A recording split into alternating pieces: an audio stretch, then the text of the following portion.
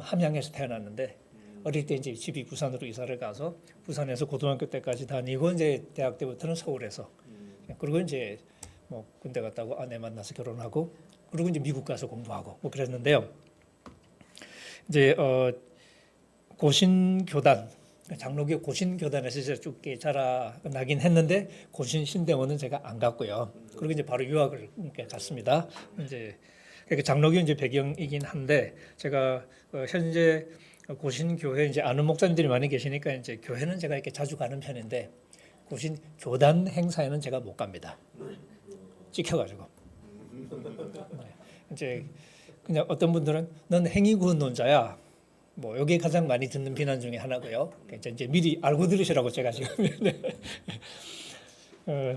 제가 이렇게 읽기에 성경은 사실 우리의 삶을 참 많이 강조하고 그리고 이제 사실 많은 경우에는 우리의 삶을 우리의 구원과 연결합니다. 성경에서는.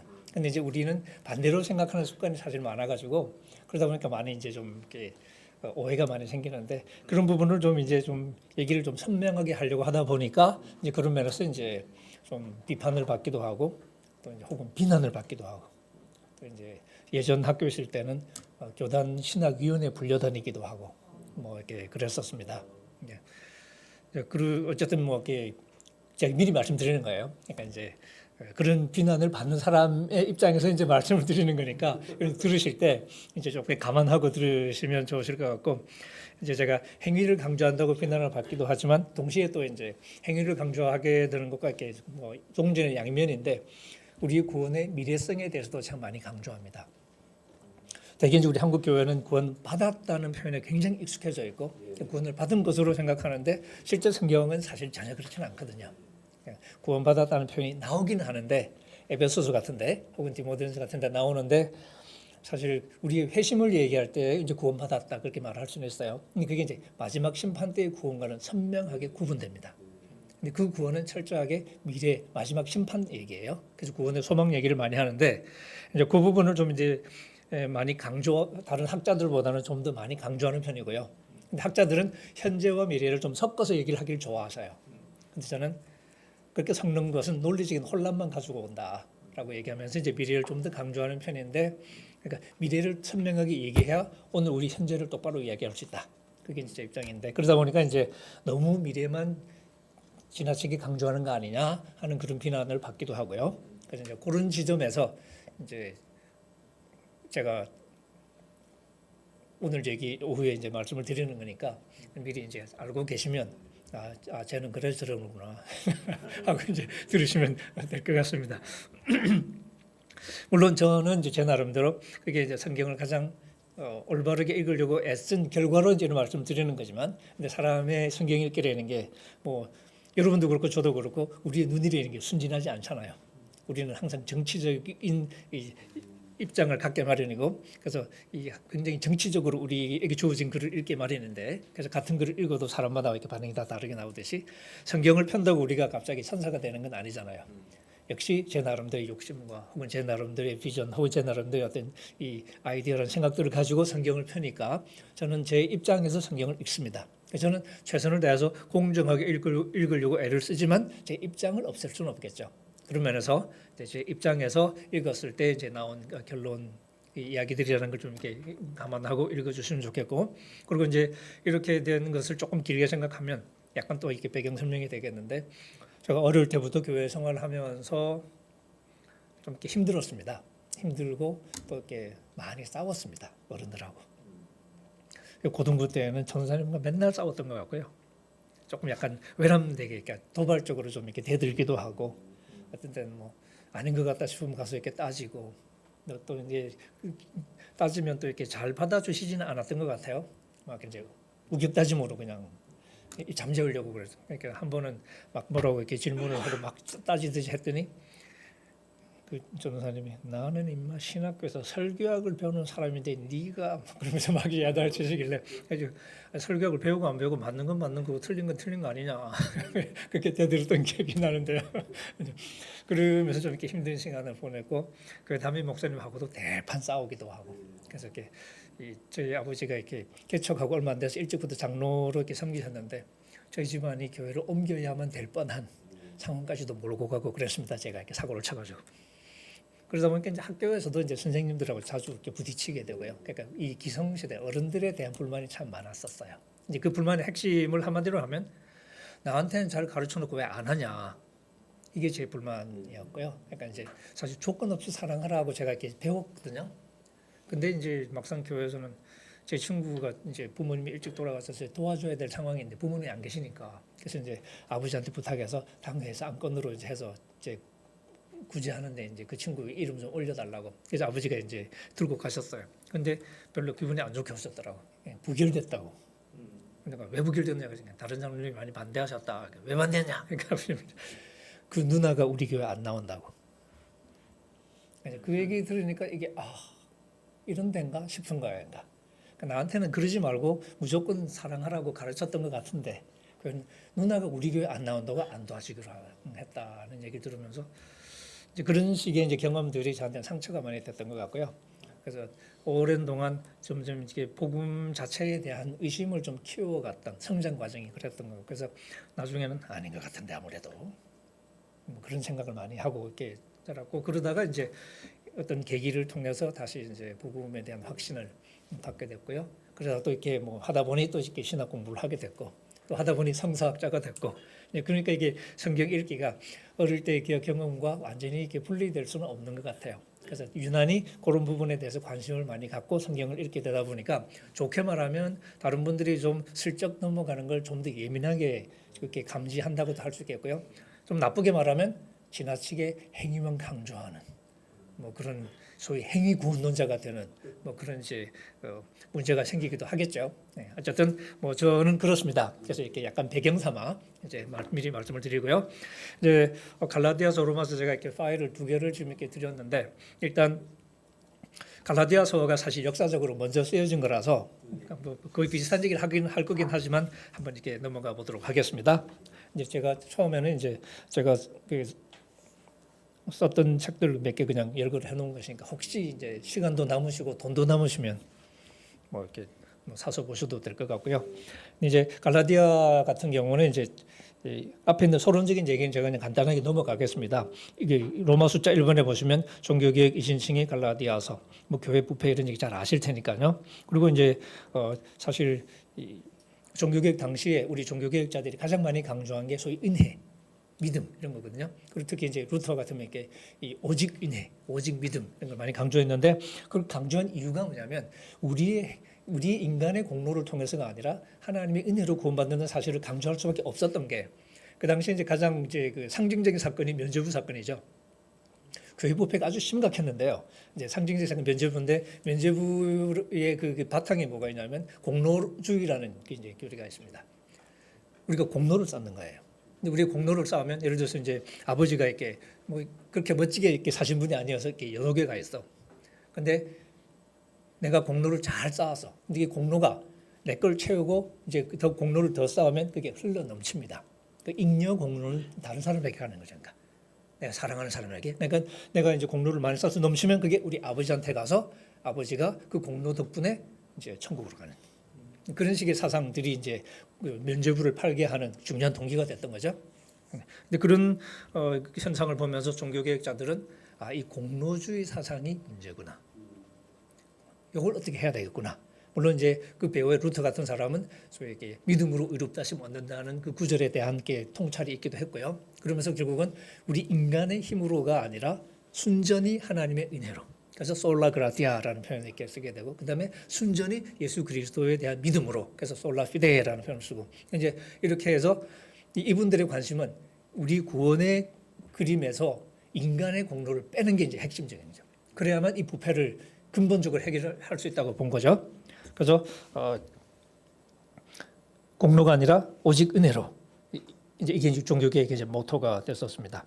근데 바로 이런 종교개혁에서 이제 가장 중요한 사상적인 칼끝 노릇을 했던 게 갈라디아서라고 할 수 있습니다. 물론 로마서도 마찬가지인데요. 이 갈라디아서하고 로마서를 비교해 보시면 알겠지만 갈라디아서는 사실은 이렇게 전투 현장에서 기록된 편지입니다.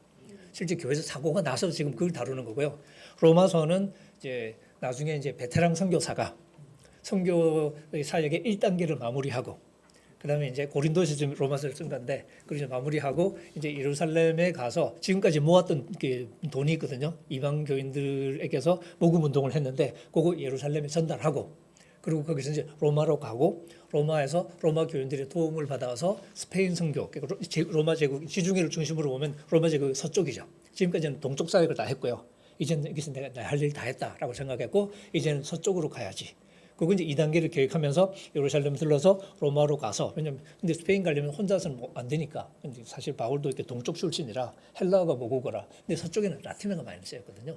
문화도 생소하고 그러니까 도움이 필요하다고 생각했는데 그게 로마 이제 공동체라고 본 거죠. 그래서 로마 교회의 도움을 받아서 스페인 가려고 이제 로마서를 미리 쓴 거예요. 불쑥 나타나면 안 되니까. 그래서 제가 갈게요.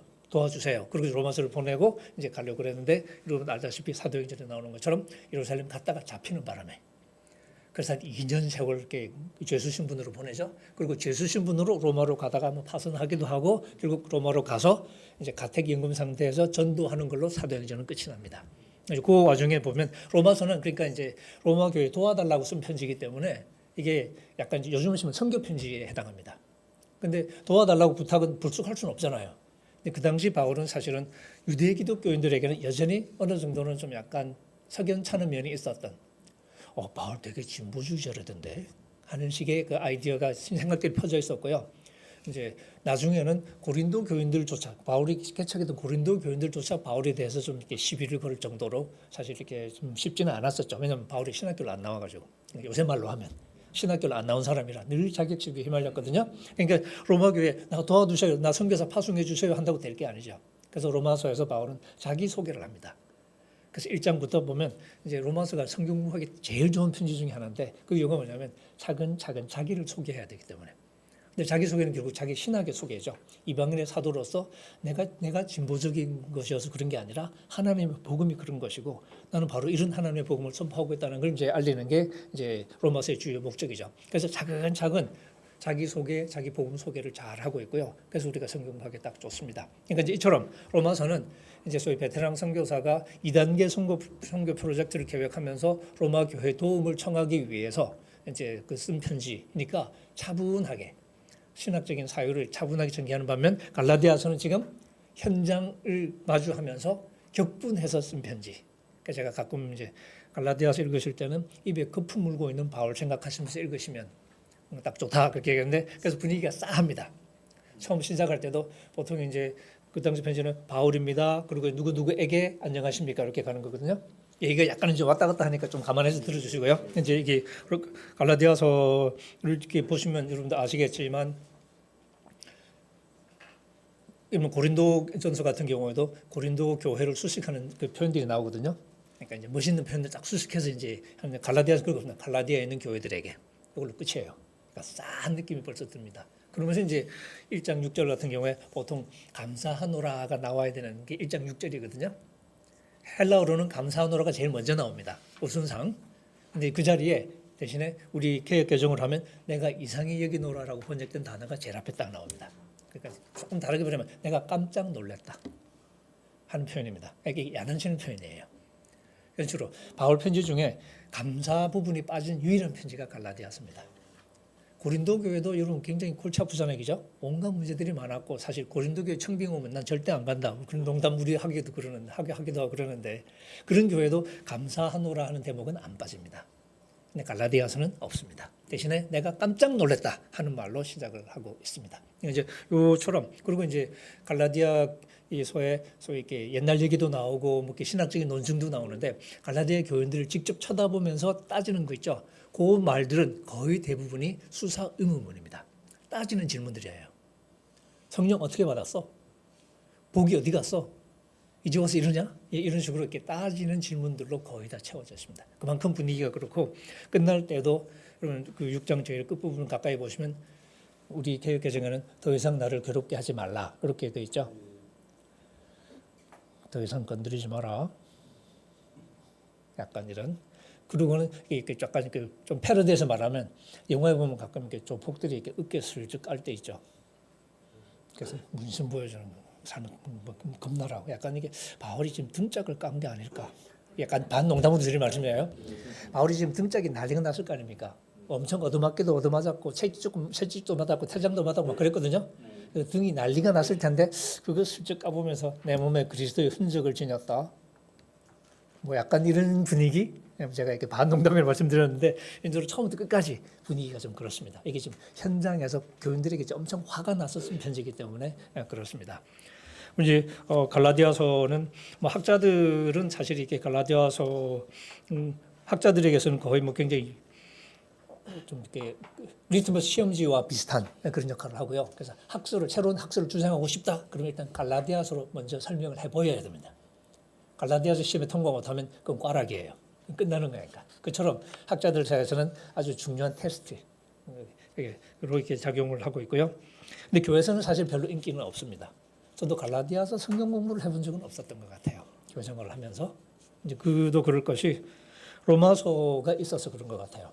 내용도 비슷해 보이는데 갈라디아서는 너무 거칠고 맨 교인들 욕하는 얘기만 나오고 우리도 그런 건 읽기 싫잖아요. 근데 로마서는 차분하게 또 이렇게 설명이 잘 되어 있고 그러니까 마치 복음서로 하면 마태복음, 마가복음 비슷하게. 마태복음 인기 엄청 좋은데 마가복음 인기 없거든요. 왜냐하면 마가복음 내용이 거의 대부분 마태복음에 다 나와요. 거의 한 95% 정도 나오는데 그리고 또 마태복음에는 마가복음의 어문도 굉장히 멋있는 말씀이 많이 나오잖아요. 산상수훈 뭐 이런 거 비롯해서. 그러니까 이게 마가복음 읽으면 마태복음 딱 사면 마가복음 굳이 따로 안 사도 될 것 같은 생각이 드니까 이제 약간 왕따처럼 되는 약간 갈라디아서도 로마서 이렇게 잘 공부하면 그 끝나는 거 아니야? 약간 그런 느낌이 들 수도 있는. 예. 그래서 교회에서는 조금 약간 찬밥 신세인 것 같고요. 근데 이제 찬밥 신세 여러 가지가 있는데 필요 없어서 그럴 수도 있고 로마서가 있으니까. 그다음 또 하나는 신학적인 논증이 조금 쉽지가 않은 3, 4장 같은 경우에 제가 이제 제일 끝에 썼는데 이번에 신학적인 논증이 난해하다. 5장, 6장은 사실은 대놓고 욕하는 거고 이렇게 경고하는 거라서 쉽습니다. 상대적으로. 근데 3, 4장 이제 창세기 나오고 아브라함 나오고 하는 대목에서는 무슨 얘기를 하려고 하는지 파악하는데 조금 시간이 걸립니다. 이제 그렇게 사실 이해를 잘 이렇게 못 하시는 분이 실제로 이렇게 많아서 내가 모르면 설교 안 하잖아요. 여러분들 그러지 않나요? 우리 목사님들. 내가 모르면 설교 안 하게 되는데 약간 그런 현상이 좀 있고요. 이게 히브리서 같은 경우가 이렇게 설교 안 되는 이유 중에 하나가 이제 그런데 어려우니까 피해가고 싶은 거죠. 그러니까. 그래서 갈라디아서도 좀 이렇게 3, 4장 같은 경우는 좀 이렇게 그런 경우가 있고요. 설교를 하더라도 바울의 논증을 따라가는 게 아니라 한두 구절 끊어서 설교하는 그런 경우는 있습니다만은 바울이 하고 싶은 말을 이렇게 따라가면서 설교하시는 경우는 많지는 않은 것 같습니다. 그다음에 이제 제가 이렇게 3번 반괄호 3번 이신층의 교리의 목회적 무용성이라고 제가 이렇게 써놨는데요. 예를 들어서 만약에 이제 우리가 전통적으로 생각한 대로 갈라디아 교회가 지금 행함으로 구원을 얻으려고 애를 쓰고 있는 그런 교회였다. 율법의 행위로 구원을 얻으려고 했다. 바울이 그거 보고 깜짝 놀랐어요. 그렇다고 칩시다. 그러면 이제 바울은 율법의 행위로 되는 게 아니야. 예수를 믿어야 돼. 이렇게 주장한 거거든요. 근데 그걸 만약에 실제 상황으로 만들면 어떻게 될까? 행함으로 구원받는 게 아니라고 지금 바울이 주장하는 거잖아요. 그러면 올바르게 살 필요 없다는 얘기를 하는 건가? 그럼 예수를 믿어야 된다는 얘기는 그럼 어떻게 하라는 얘기지? 좀 애매해지기 시작하는 거죠. 그래서 이런 걸 좀 생각해 보면 사실 실제 현실에서 이 갈라디아 상황을 재구성하기가 쉽지가 않은 거예요. 그러니까 제가 어릴 때부터 생각해 봐도 정말 내가 주님을 잘 섬겨야지, 내가 사랑해야지, 그래서 내가 하나님을 인정받아야지 이랬던 분들은 없었던 것 같거든요. 오히려 좀 제가 보건대는 별로 교회에서는 본질적이지 않은 걸 가지고 괜히 잘난 척하고 이런 분들은 많이 계셨던 것 같아요. 그래서 갈라디아 상황이 정말로 우리가 율법을 열심히 지켜야지, 그래서 하나님께 인정받아야지 이런 유혹에 빠졌던 교회라면 아주 예외적인 우리 현실에서는 잘 찾아보기 힘든 그런 상황이 아닐까. 뭐 여러분 경우 모르겠습니다만 제가 지금까지 겪어본 우리 한국 교회에 의하면 갈라디아 교회와 같은 그런 고민하는 교회는 없는 것 같아요. 장로님들 때문에 목사님들이 많이 고민하시는데 안 해서 고민하시지 너무 열심히 하려고 고민하시는 경우는 없었던 것 같거든요. 그런 면에서 이제 현실적으로 이게 과연 그게 맞을까? 뭐 그런 질문을 제가 던질 수 있겠고요. 그다음에 이제 5번 같은 전통적인 해석이 드러나는 상황적 역설. 요거 이제 갈라디아서를 제 나름으로 해석하기 위해서 문제점을 이제 좀 이렇게 짚어보는 그런 대목인데요. 이제 실제로 이제 1번에 보시면 바울이 선교해서 갈라디아 교회를 세웠죠. 보시면 이제 믿음으로 의롭게 되는 복음을 선포했을 거고요. 그리고 성령으로 이게 성령 받고 회심해서 건강한 공동체를 이루어 왔던 것 같아요. 그래서 3장 2절 5절 보면 성령 받았다는 사실을 분명히 얘기하고 있거든요. 그리고 이제 5장 7절 같은 데 보면 우리 개역 개정으로 그냥 제가 하겠습니다. 너희가 다름질을 잘 하더니. 그러니까 이건 이제 소위 미완료 행위라고 그러는데 지금까지 잘 달려왔었는데 누가 여러분들을 막아서 진리를 순종하지 못하게 만들었습니까? 하고 이렇게 막 야단치거든요. 그러니까 이 선동자들이 들어오기 전까지는 잘 해왔던 거예요. 그러다가 선동자들이 들어와서 딱 이제 막아선 거죠. 이걸 이제 그림으로 제가 그릴 때는 여러분 이렇게 이것도 이제 소위 노장들이 다 계시니까 막 2002년도 아테네 올림픽 기억하실지 모르겠는데 2002년도 아테네 올림픽 그 마라톤 경기 때 있었던 에피소드 혹시 기억나시는지요? 그때 브라질의 리마라는 선수가 1등으로 달리고 있었어요. 근데 이상한 놈 하나가 뛰어들어가지고 스코틀랜드 사람이라고 그랬던가 좀 까먹었는데 그 사람이 그 리마 선수를 부둥켜 안고 길가에 놔둔 거랐습니다. 그래서 결국 이 선수가 그 선두를 놓치고 최종적으로는 3등으로 들어왔다고 제가 지금 기억하고 있는데 그래서 나중에 소송한다고 그러다가 소송은 안 하는 걸로 그렇게 이제 뭐 마무리가 된 것 같은데요. 이제 그거하고 비슷한 상황이 그죠? 잘 달리고 있다가 막아서서 더 이상 못 달리게 된. 그러니까 최근까지는 잘해왔던 거죠. 근데 이제 그래서 이번에 선동자들이 들어온 거예요. 선동자들이 등장했고 그러면서 이제 복음이 왜곡된 거죠. 그래서 뭘 가르쳤냐? 율법으로 의롭게 되는 길을 가르친 거죠. 그리고 율법의 행위들을 요구했다고 우리가 생각할 수 있겠죠. 이제 대개는 이 율법의 행위들을 포괄적으로 율법 전체를 행하는 것으로 생각을 하십니다. 이 대목이 이제 제가 좀 달라지는 대목이어서 미리 말씀을 드립니다. 근데 대부분의 학자들도 그렇고 이제 사람들은 율법의 행위를 우리가 율법을 잘 지켜야지. 이건 할례 같은 것뿐만 아니라 도덕적인 것까지 포함해서 우리가 율법을 잘 지키고 착하게 순종해야지. 그렇게 해서 우리가 구원받아야지. 이제 그렇게 이제 생각을 하는데요. 이제 뭐 그렇게 이제 가르쳐다 볼 때 한번 전제를 해봅시다. 그렇게 되면 이제 뭐 할례, 절기 규정, 식사 규정뿐만 아니라 도덕적인 차원, 예를 들면 십계명이 대표적인데 십계명 같은 것도 이제 열심히 지키려고 애를 쓰기 시작한 거죠. 갑자기 교회가 이제 그러기 시작하니까 바울이 그걸 보고 이제 깜짝 놀란 거잖아요. 그래서 바울이 이제 그게 대응을 합니다. 율법의 행위로 의롭다심 받는 게 아니라 예수 그리스도를 믿어서 의롭다심 받는다라고 얘기했는데 그 이제 바울이 그렇게 말한 건 우리가 뻔히 알 수 있잖아요, 그죠? 2장 16절 같은 데 이렇게 나오는데 근데 구체적으로 이렇게 상황에서 생각해 보면 그럼 바울은 뭘 하지 말라고 그랬던 걸까요? 그 다음에 뭘 하라고 요구한 걸까요? 실제로 뭘 멈추라고 혹은 뭘 하라고? 율법의 행위로 의롭다심 받는 게 아니에요 라고 말했을 때 바울은 율법 전체를 지키기를 멈추라고 얘기를 했을까요? 할례, 날짜 이런 거 지키지 마. 그건 이해가 되네요. 그러면 십계명도 지키면 안 돼? 그렇게 얘기를 한 걸까요? 그건 또 다른 얘기일까요? 도덕적으로 살면 안 된다고 얘기한 걸까요? 아니면 살긴 사는데 그것 때문에 구원받는다고 착각은 하지 마. 그런 얘기였을까요? 근데 또 그런 의도는 아니거든요. 그 다음에 적극적으로 믿음으로 돌아오라고 얘기한 거거든요. 그럼 뭐 어쩌라는 얘기였을까요? 어떻게 하는 게 믿음으로 돌아오는 거죠? 율법 안 지키는 게? 그러니까 실제 현실 목회 현장을 놓고 보면 뭘 요구했는지를 그려내기가 쉽지가 않은 거죠. 그러니까. 이런 것들을 제가 조금 이제 지적하면서 이제 또 이제 갈라디아서 내부에서 보면 만약에 바울이 율법 지킨다고 되는 게 아닙니다. 예수를 믿어야 돼요라고 얘기했다고 치죠. 그리고 이제 우리 믿음으로 이미 의롭다심 받았어요. 이거 보통 이게 통상적인 해석이죠. 만약에 그렇다면 5장 6장으로 넘어가면 설명이 잘 안 됩니다. 여러분 5장 6장 얘기 이렇게 여러분도 뭐 이미 잘 아시겠지만 5장 6장은 경고가 많이 나오거든요. 경고가 나올 뿐더러 이게 미래적으로 나옵니다. 일단 5장 5절에 의의 소망을 기다린다는 표현이 나오기도 하고요. 그 다음에 이제 여러분도 잘 아시는 19절부터 5장 이제 16절부터 성령 따라 살아가십시오. 그 다음에 그래 육체 욕심 이루지 않는다. 그리고 성령의 욕망과 육체의 욕망을 딱 대조시키고 17절에 그 다음에 이제 5장 18절에 성령에 이끌리시는 바가 되면 율법 아래 있지 않다. 원론적으로 얘기해놓고 19절에는 이제 소위 악의 목록을 작성하죠. 경고합니다. 육체의 일들, 우리 개역개정에 육체의 일들이라고 되어 있는데 이제 그냥 일관되게 번역하면 육체의 행위들이라고 번역해야 맞습니다. 근데 거기서만 행위라는 단어를 왜 뺐는지 모르겠어요. 일이라고 번역했는데 그 앞에서는 다 행위라고 번역했는데 바로 그 에르곤이라는 단어입니다. 그러니까 육체의 행위들은 뻔하지 않느냐 하는 거죠. 그러면서 악행 목록을 길게 작성하죠. 악행 목록 중에 가장 긴 목록 중에 하나입니다. 19절, 20절, 21절 상반절까지 악행 목록 쭉 작성하고 그 다음에 이런 일을 행하는 자들은 하고 하는데 뭐 참고 삼아 목록이 성경에 꽤 나오는데요. 목록 읽으실 때 이게 망라하는 목록이라고 생각하시면 조금 곤란하고요. 목록의 기본 의도는 예를 드는 겁니다. 몇 가지 예를 딱 들어 보여주면 우리 또 바보는 아니잖아요. 이 정도 들으면 감이 오잖아요. 그러면 이런 것들 하고 뭉뚱그립니다. 예, 목록이 길어도 마찬가지고요. 그래서 이 성령의 열매 같은 것도 22절부터 나오는데 한 9개쯤 열거하고는 이런 것들 하고 또 뭉뚱그립니다. 예, 그런 어쨌든 이제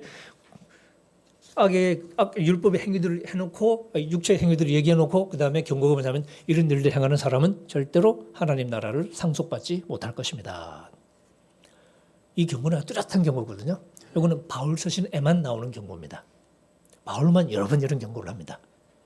그러니까 이걸 앞에 그럼 믿음으로 일단 받았다며 하는 말하고 연결하기가 쉽지가 않은 거죠.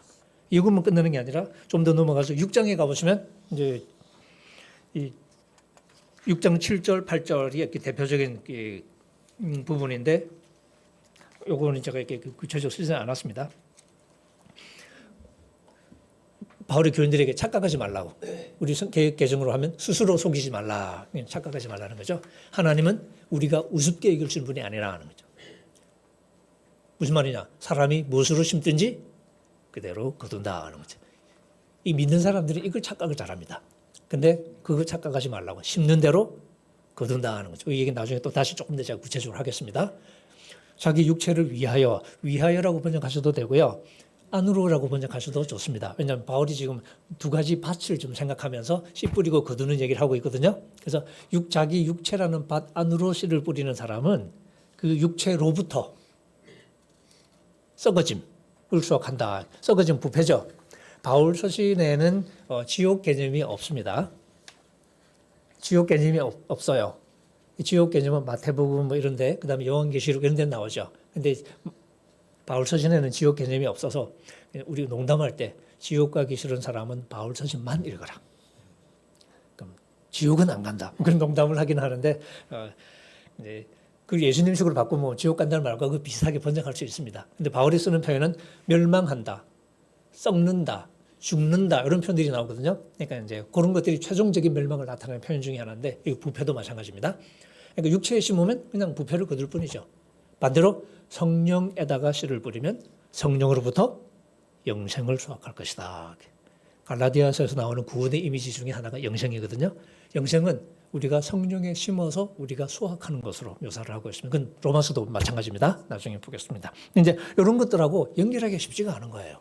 3, 4장을 믿음으로 읊듯이 받았다라고 그걸로 이렇게 결론을 내버리면 5, 6장이 설명이 안 되는 거죠. 그래서 학자들도 3, 4장과 5, 6장을 어떻게 연결해야 하는 게 아주 가장 근본적인 갈라디아서 연구의 숙제 중에 하나가 되고요. 저도 이렇게 학위 논문이 사실 뭐 그런 문제를 다루는 부분이고 그렇습니다. 갈라디아서 내 신학적인 긴장을 제가 이렇게 말씀을 좀 드렸는데요. 이제 바울의 말 자체를 이야기가 쉽지가 않아지는 대목인데 율법의 행위가 아니라 믿음으로 의롭다심 받는다고 얘기를 했다. 근데 나중에 이제 5장 6절 가보시면 그 믿음을 사랑으로 정의를 해요. 그리스도에서는 할례나 무할례가 아무 효력이 없다. 아무 능력이 없다. 그러니까 의의 소망을 가져다 줄 효력이 없다는 거예요. 근데 유일하게 효력이 있는 것은 사랑으로 우리 개혁개정, 사랑으로 역사하는 믿음 혹은 사랑으로 활성화되는 믿음 사랑으로 작동하는 믿음, 뭐 다양하게 번역할 수 있는데, 그러니까 이게 사랑을 통해서 움직이는 게 믿음인 거죠. 그러니까 눈에 보이면 사랑이에요. 믿음이 눈에 보이면 사랑이 되는 거죠. 그렇게 되면 이게 믿음으로 의롭다심 받는다는 얘기가 그럼 처음부터 사랑이 들어가는 건데, 이게 어떻게 되는 거지? 이런 이제 질문을 할 수 있겠고요. 그 다음에 또 5장 13절, 14절에 이렇게 보시면, 이게 바울이 이제 사랑하라고 얘기하거든요. 그리스도께서 우리를 자유롭게 해주셨잖아요. 그죠? 이제 육체의 기회로 삼으면 안 돼, 이 자유를. 오히려 사랑으로 서로 종노릇해야 돼. 그러죠? 그러니까 사랑으로 종노릇해야 되는데 그 사랑 얘기하면서 이 사랑이, 그러면서 율법을 들고 나와요. 율법의 계명이 엄청 많지 않냐. 근데 그 많은데 그 율법의 모든 계명이 딱 한 계명에 집약이 돼 있대요. 기독교 복음이 아니고 율법 속의 한 계명. 그게 레위기에 나오는 이웃사랑의 계명입니다. 그 얘기는 율법 지키라는 얘기인가요? 지키지 말라는 얘기인가요? 그렇죠. 안 그러면 율법이 할 이유가 없는 거죠. 그러니까 그 레위기 그 계명 지키면 율법 다 지키는 거야 그런 거잖아요, 그죠? 로마서 13장에서 하는 얘기하고 똑같은 거죠. 그러니까 결국 그럼 율법 지키라는 얘기 아닌가? 이렇게 하는 거죠. 그다음에 아까 말씀드린 이제 행위 심판에 대해 원칙, 이것도 이제 제가 따로 좀 말씀을 드리겠습니다. 이게 이제 우리가 바울을 이해하기 위한 대전제라고 제가 말씀을 드리는데요. 10년대로 거둔다는 원칙을 일단 우리가 수용하지 않으면 바울이 하는 이야기를 이해하기 힘들다라고 얘기해요. 제가 이런 얘기를 세게 하니까 이제 행위구원론자라고 욕을 많이 먹는데 어쨌든 이건 다시 한번 살펴보도록 하겠습니다. 그다음에 이제 종말론적으로도 믿음으로 의롭다심 받았다라고 이제 일단 그 3, 4장을 해석하면 5, 6장은 미래로 자꾸 얘기하거든요. 5장 5절 보시면 알지만 우리가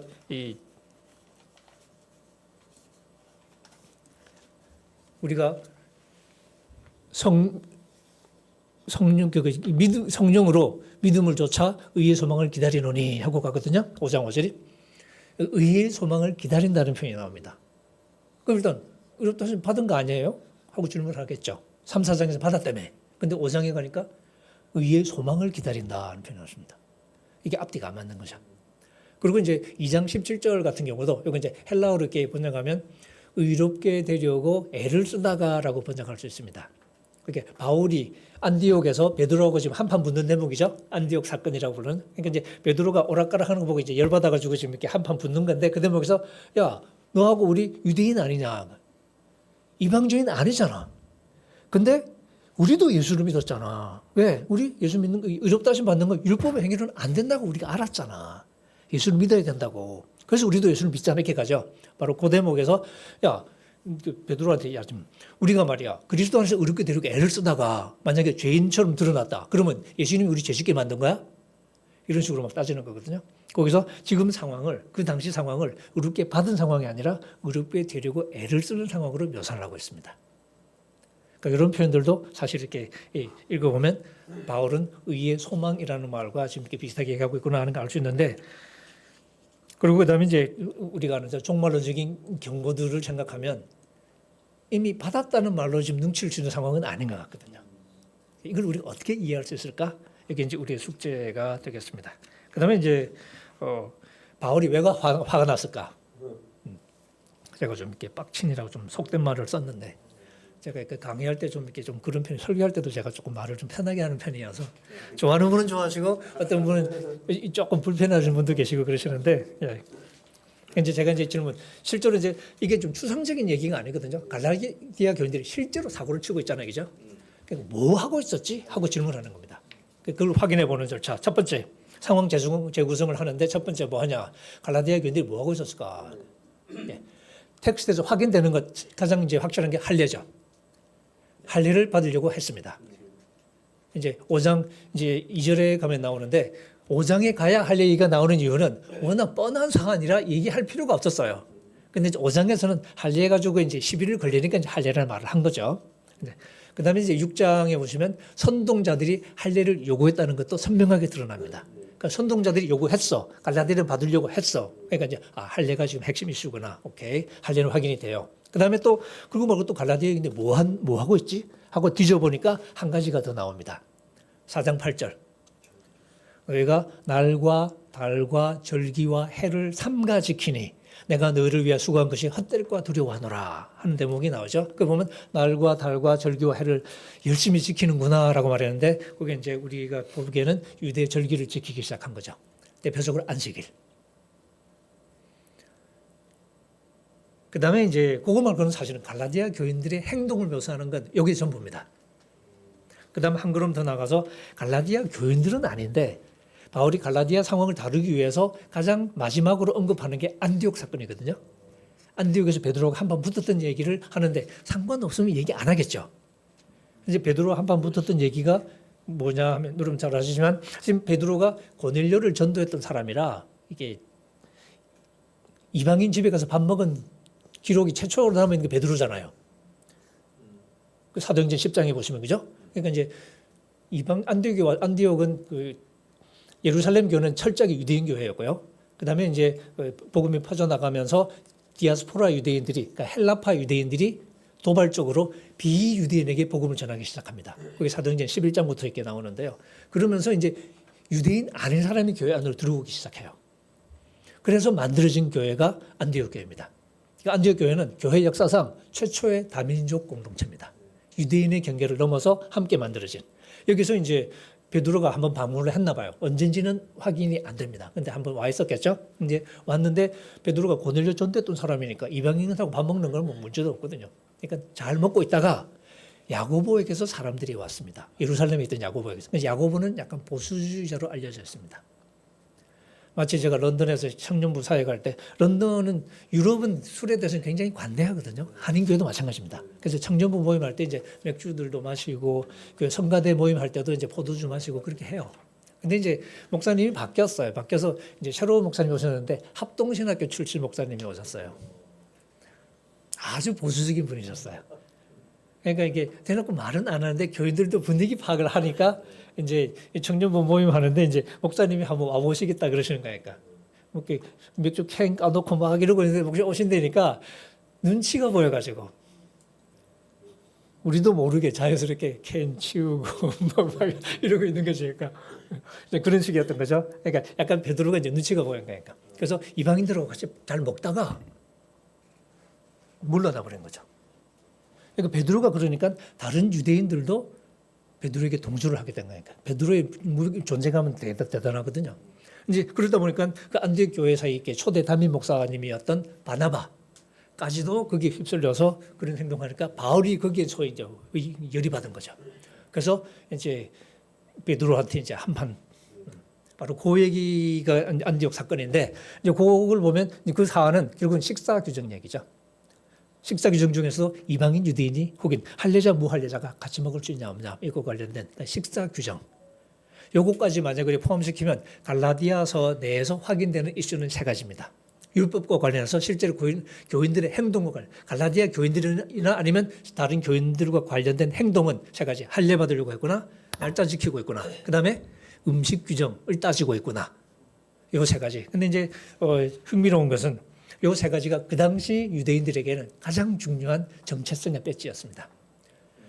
내가 유대인으로 살아야지 라고 말했을 때, 근데 유대인으로 산다는 건 지금 우리가 생각하기에는 조금 이렇게 이해가 안 될지도 모르지만 유대인들은 자기들이 하나님 나라였습니다. 아브라함을 택했고 시내산에서 유대인과 소위 이스라엘과 하나님의 언약을 맺었잖아요. 그리고 이제 특별한 백성으로 삼았거든요.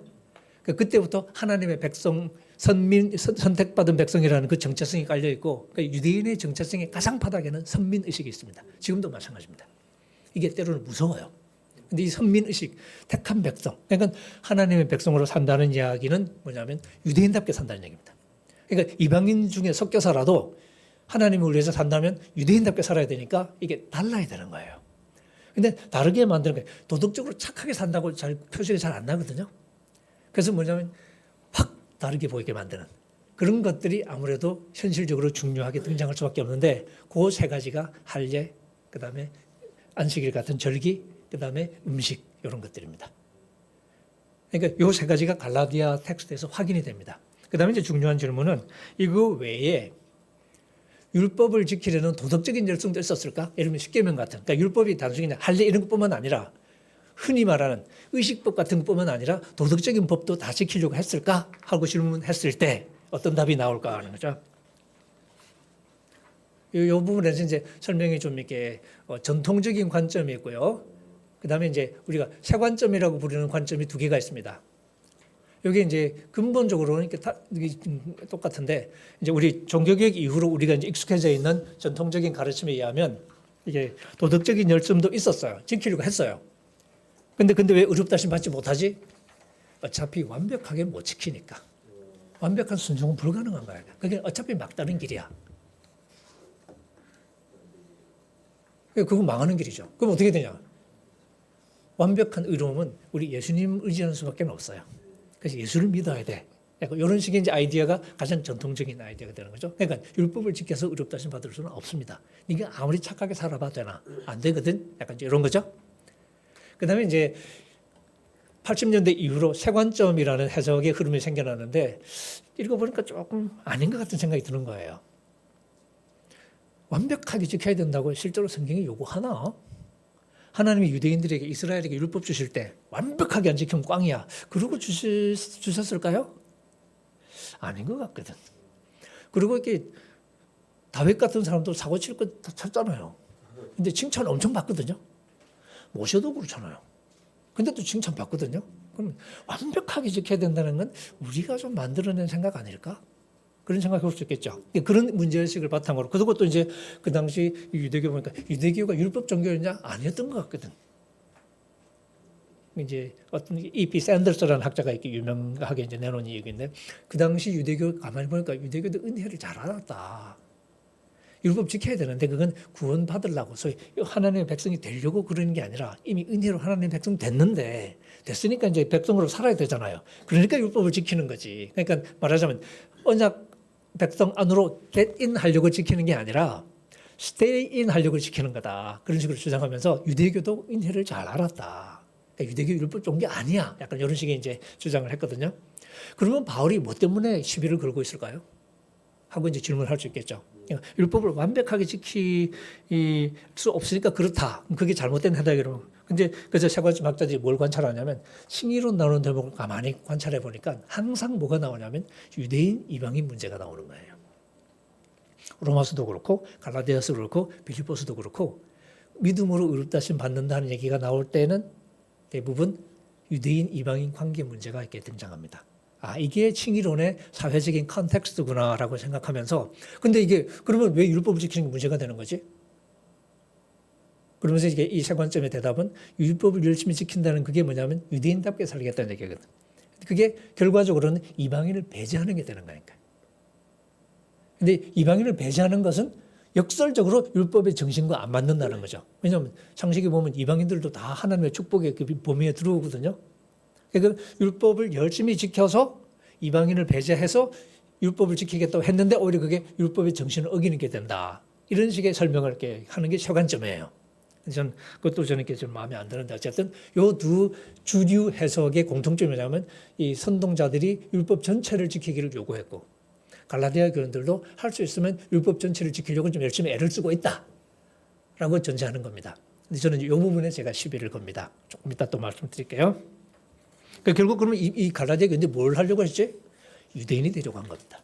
조금 외적인 면에서 유대인의 조건을 갖추려고 한 거죠. 할례를 받는 거죠. 그리고 이제 유대인이 되려면 일단 날짜도 안식일도 지키고 해야 되니까 그 다음에 음식도 신경을 썼겠죠.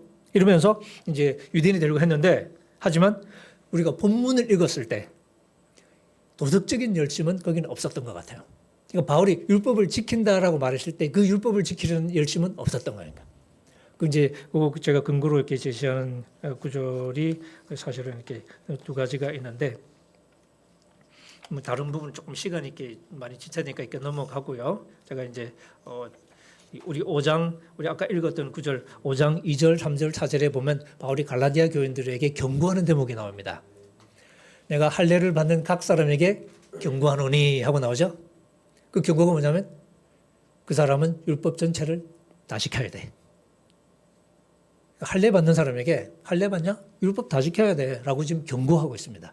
근데 이게 경고가 되려면 우리가 뭘 전제해야 되냐면 할례를 받으려고 했지만 율법 전체를 지키려고 애를 쓰고 있지는 않다는 걸 전제해야만 이게 경고가 됩니다. 오히려 바울이 할례 받냐? 율법 다 지켜야 돼라고 얘기하고 있다는 거죠.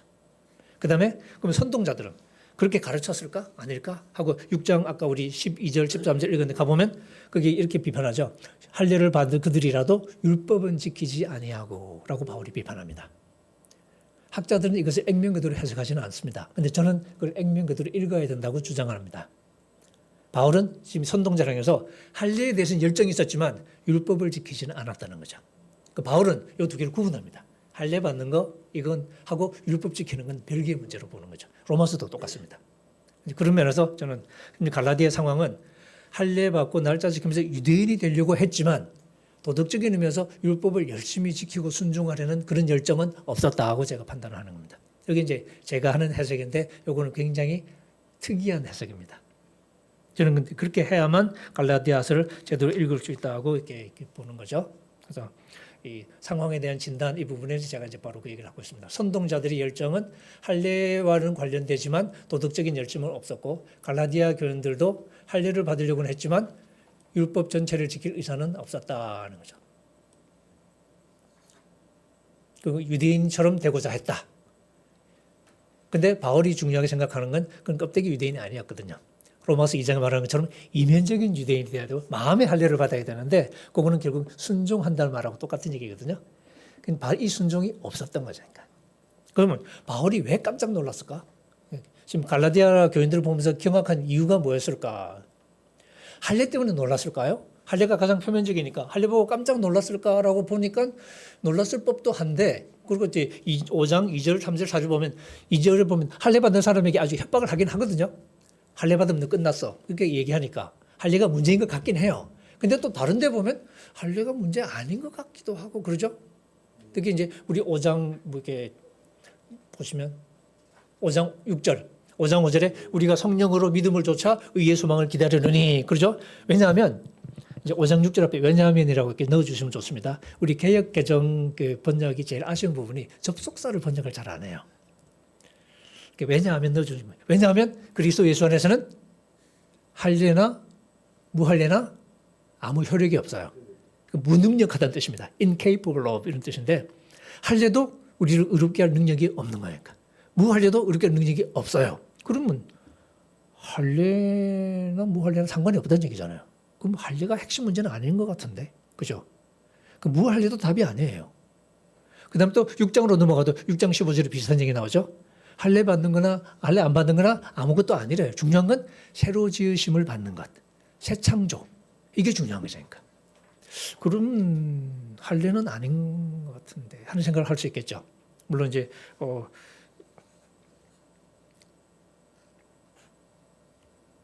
그러면 또 이제 뭐가 문제일까? 할례 자체가 그냥 이래도 그만 저래도 그만이면?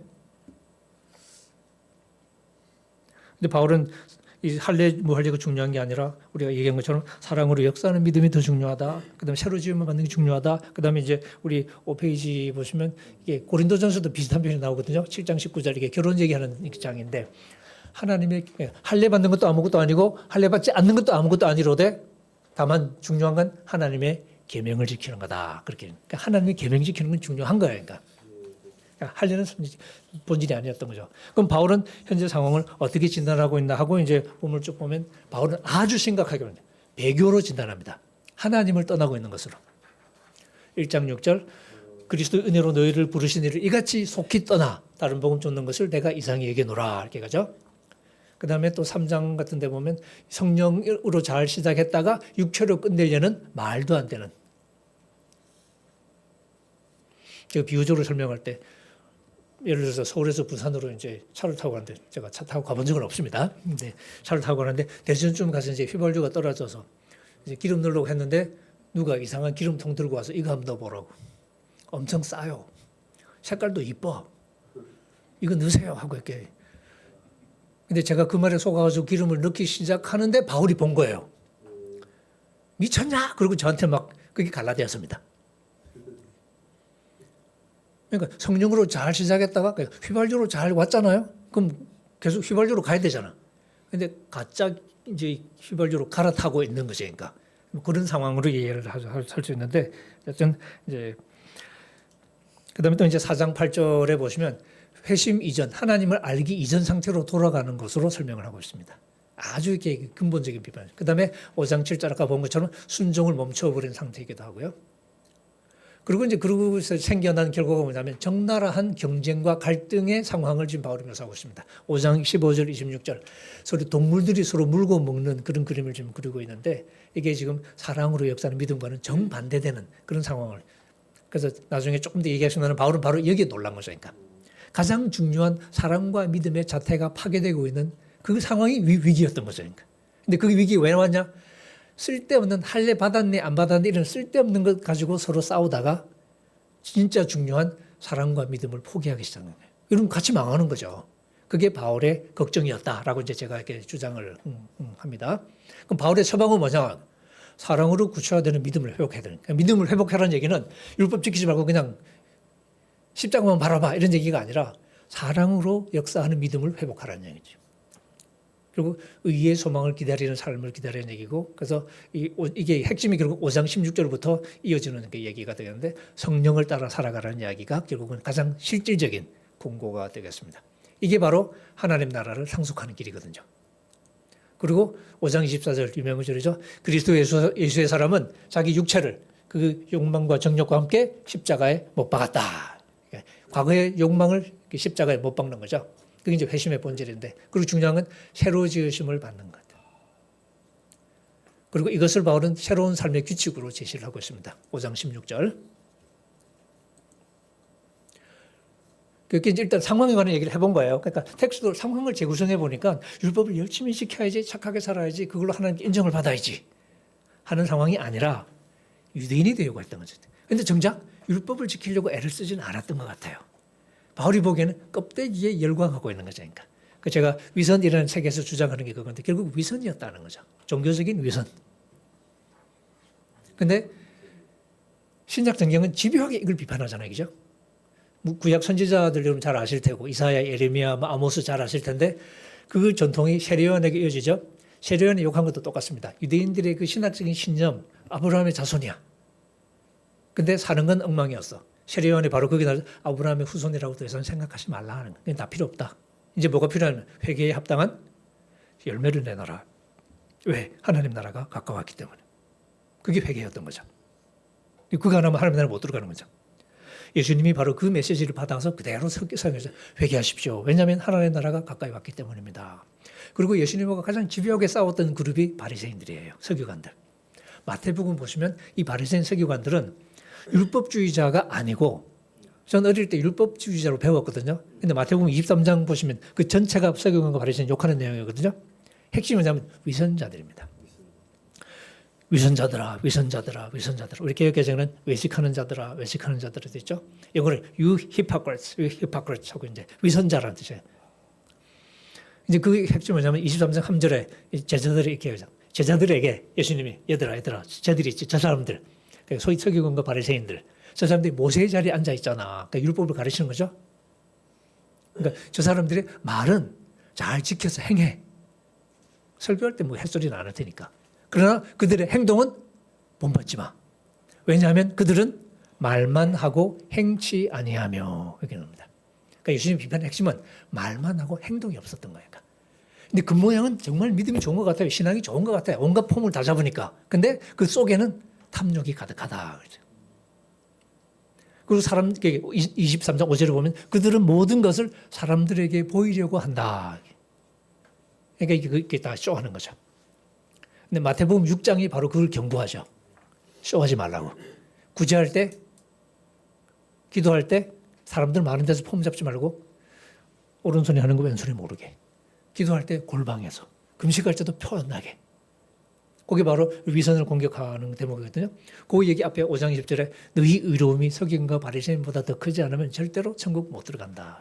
그 얘기는 율법 지킨다고 되냐? 안 돼. 예수님도 이런 얘기가 아니라 위선 가지고는 안 된다는 거죠. 서기관과 바리새인들의 그 행함은 없고 말만 하고 행동이 없는 그런 위선으로 천국에 들어가냐? 아니. 누가 들어가냐? 그거보단 커야 돼요. 그러면 결국 실천해야 된다는 얘기죠.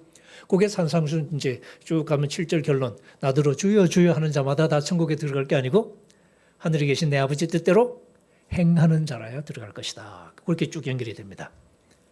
그리고 이제 그날에 많은 사람이 나에게 이르되 그 심판 장면 쭉 그려 보여주고 그다음 이어지는 말씀. 지혜로운 사람, 어리석은 사람. 지혜로운 사람은 반석 위에 짓고 어리석은 사람은 모래 위에 집을 짓겠죠. 제가 어릴 때 주일학교 때 배웠던 기억이 나는데 이제 반석에 집을 짓는 사람은 예수님이라는 반석 위에, 그래서 예수님을 믿는 믿음 위에 집을 짓는 사람은 반석에 짓는 거고 자기 마음대로 사는 사람, 자기 자신의 모래 위에 집을 짓는 사람은 어리석은 사람이다. 그렇게 배웠어요. 나중에 읽어보니까 사기쳤더라고.